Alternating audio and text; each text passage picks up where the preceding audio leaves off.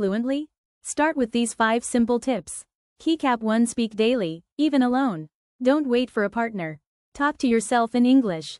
Describe what you see, feel, or do. Example: I'm making tea now. It's a sunny day. Keycap 2. Use mirror practice. Stand in front of a mirror. Look at yourself and speak with confidence.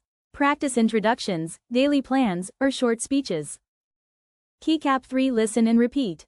Watch short English clips or YouTube videos. Repeat what the speaker says. Try to copy the tone and pronunciation. Keycap 4. Think in English. Change your thinking habit. Try to make simple thoughts in English like, I need to go, I'm hungry, let's study. Keycap 5. Don't fear mistakes. Mistakes are part of learning. Speak without hesitation. The more you speak, the better you get. Right finger bonus tip. Record your voice once a week. You'll be amazed at your progress. Remember, practice every day even for 5 minutes and your English will improve step by step. Thank you. Subscribe for more videos.